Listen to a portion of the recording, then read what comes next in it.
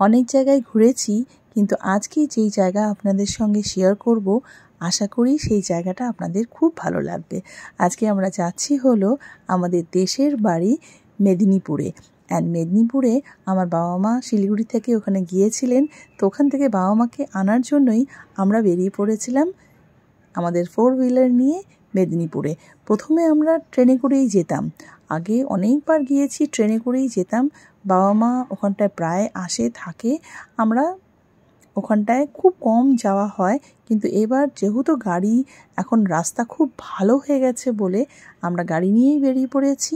And দেখতেই পাচ্ছেন রাস্তা অসাধারণ সুন্দর। অ্যান্ড গুগল ম্যাপ দেখে আমরা খুব ইজিলি বাড়ি পৌঁছে গেছিলাম। অ্যান্ড রাস্তায় কিন্তু আমাদের কোনো রকমের প্রবলেমও হয়নি, খাওয়ার জায়গাও আছে, আমরা হল্ট করে একটু রেস্টও নিয়েছি। আগে যখন আসতাম এইসব রাস্তা দিয়ে ঠেলা গাড়ি করে যেতে হতো। এখন ভাবুন রাস্তা এত সুন্দর মেনটেনেন্স হয়েছে। হ্যাঁ, ভেতর দিকটা একটু হয়তো এবড়ো খেবড়ো রাস্তা আছে, বাট দেন কোনো প্রবলেম হয়নি, গাড়ি ইজিলি ঢুকে গেছে, কোনো রকমের অসুবিধা হয়নি আমরা।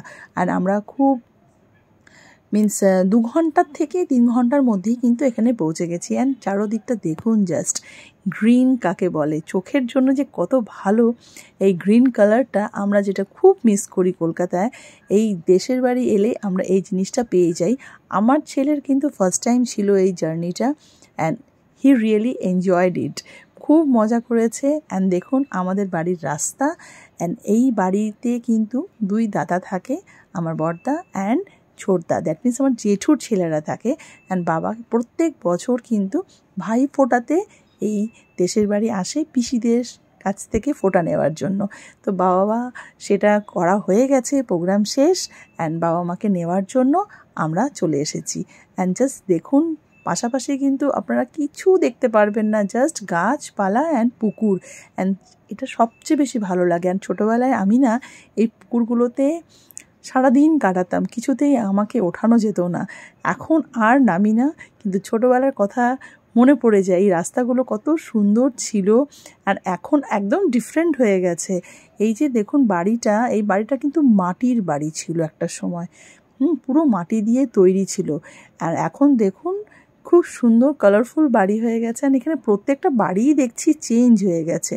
তো আপনাদের সঙ্গে এই সব শেয়ার করছি, আশা করি আপনাদের ভালো লাগবে। আমাদের এই মেদিনীপুরে গ্রামের বাড়ি, হ্যাঁ, তো গ্রামের বাড়ি আর বলা যাবে না। জাস্ট দেখুন এই বাড়িটা এত সুন্দর বানিয়েছে। অ্যান্ড প্রত্যেকটা বাড়িই দেখছি খুব সুন্দরভাবে ভালোভাবে বানিয়েছে।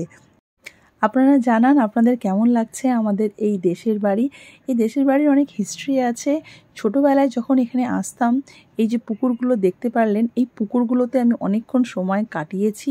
অ্যান্ড এক সময় কিন্তু একবার এরকমও হয়েছিল এই হিস্ট্রিটা, যে আমি ডুবেও গিয়েছিলাম এই পুকুরে। আমাকে একজন বয়স্ক ভদ্রমহিলা কিন্তু দেখতে পেয়ে উঠিয়েছিল। সো প্রচুর হিস্ট্রিও আছে। অ্যান্ড হ্যাঁ, এই জঙ্গলগুলোর মধ্যে কিন্তু সাপও আছে, বাট দেন এখানটায় কিন্তু সব রকমভাবে আপনাকে থাকতে হবে, এটাই একটা মজাদার ব্যাপার। রাতের বেলাটা কিন্তু খুব ভয়ানক লাগে, বিকজ এখানে কিন্তু আপনারা শিয়ালও দেখতে পারবেন, শিয়ালও আছে, দাদার বাড়ির সামনে প্রচুর শিয়াল আছে। সো এখানে অনেক রকমের এক্সপিরিয়েন্স আমরা করেছি, ভীষণভাবে ভয়ানকভাবেও লেগেছে, রাতেরবেলা ভয়ও লেগেছে এক বাড়ির থেকে আরেক বাড়ি যেতে, বিকজ এটা হচ্ছে আমার ছোটদার বাড়ি। অ্যান্ড আমরা যাব হলো বড়দার বাড়িতে। বড়দার বাড়িতে লাঞ্চের ইনভিটেশন আছে, তো ওখানটায় আমরা লাঞ্চ করব, ছোটদার বাড়িতে ডিনার করব। সো এইভাবে আমরা প্ল্যানিং করে এসেছি। অ্যান্ড কিন্তু পরের দিন ভোরেই আমরা বেরিয়ে গেছিলাম কলকাতার জন্য, বাবা মাকে নিতে এসেছিলাম। সো এই হলো এখানকার সব ব্যাপার স্যাপার, আপনাদের আশা করি খুব ভালো লাগছে। অ্যান্ড এই হচ্ছে লাঞ্চ, বাড়ির খাওয়ার। জাস্ট দেখুন প্রত্যেকটা সবজি এখানে যা দেখতে পাচ্ছেন, আদার দেন চিকেনটা, সব কিছু কিন্তু বাড়িতেই লাগানো, এই গাছগুলো সব বাড়িতেই লাগানো। ইভেন যেই চালটা খাচ্ছি সেটাও কিন্তু ধান ক্ষেত, দেখতে পারলেন ওই ধান ক্ষেতেরই চাল এটা, ওখান থেকে এই চালটা যেটা করে চাল তৈরি করা হয়, সো ওখানকারই কিন্তু এই চালটা। সো খুব ভালো, সব কিছু অর্গ্যানিক, খাওয়ারও ভীষণ টেস্টি। বৌদিরা খুব টেস্টি রান্না করেছিল। বৌদিদের সাথে আমরা তারপরে একটু বেরিয়ে পড়েছিলাম এই ধান ক্ষেত দেখার জন্য। সো এই হচ্ছে আমার বৌদি, অ্যান্ড বৌদির সাথেই বৌদির ছেলে, মিন্স আমার ভাস্তা যাকে বলে। সো এখানে প্রচুর রিলেটিভস আছে, ইভেন আমার মিন্স বাবার তো প্রচুর রিলেটিভ বলতে গেলে, মানে কি বলবো, বাবার নাতির ঘরেরও এখানটায় আরও যেই নাতির ঘরে পুঁতি যেটা বলা হয় সেটাও এখানে আছে। সো মিন্স এখানে অনেক রিলেটিভস, বুঝতেই পারছেন আমাদের পুরো ফ্যামিলি, বাবার বাড়ির থেকে পুরো ফ্যামিলি কিন্তু মেদিনীপুরে থাকে।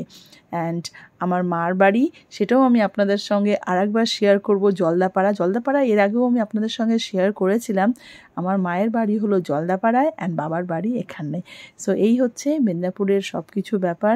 আমরা ভীষণভাবে এখানটায় এনজয় করেছি, থেকেছি। হ্যাঁ, গ্রামের বাড়ি একটু ঠান্ডা ঠান্ডা ছিল, অ্যান্ড এই সময়টায় কিন্তু একটু ঠান্ডা হয়, অক্টোবর নভেম্বর থেকে কিন্তু গ্রামের দিকে একটু ঠান্ডা পড়ে যায়, কিন্তু দিনের বেলা প্রচণ্ড গরম ছিল।